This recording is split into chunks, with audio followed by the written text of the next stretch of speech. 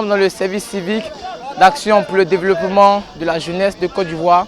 Nous sommes rentrés en ce lieu depuis le 9 mars 2018. Pour moi et pour l'ensemble des stagiaires, c'est une grâce que le gouvernement de Côte d'Ivoire nous a faite en nous sortant de la rue, en nous donnant la possibilité d'avoir un emploi et d'être discipliné.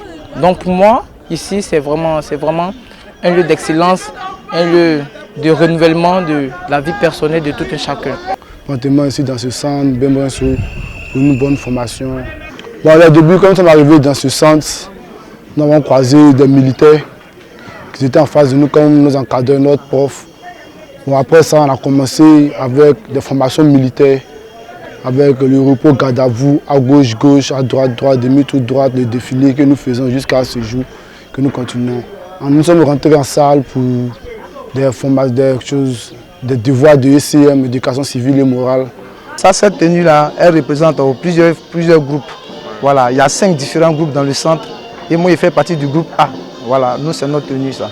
La corvée, c'est l'activité dont chaque jour, il y a plusieurs filières qui sont chargées de faire des activités.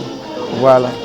Bon, la formation, déjà, nous avons par le départ 3 mois de formation civique et après ça, nous allons débuter la formation du côté théorique des métiers personnels que chacun a décidé. J'ai choisi le métier de mécanique auto. Bon, avec les encadreurs, au début c'était difficile parce qu'on n'avait jamais appris cela et on avait déjà peur parce que c'était en voyant des militaires.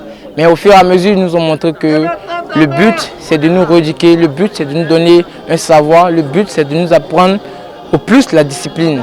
Donc au fur et à mesure, on a pu s'habituer à eux. Depuis sa arrivée dans ce centre Bembrenso, j'ai constaté que beaucoup de choses ont changé dans ma vie.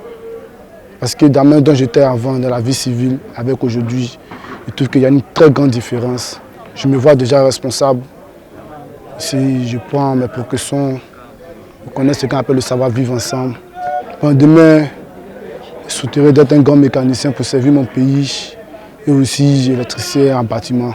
Au sortir d'ici, j'aurai déjà mon diplôme, j'aurai déjà un stage, je serai un monsieur.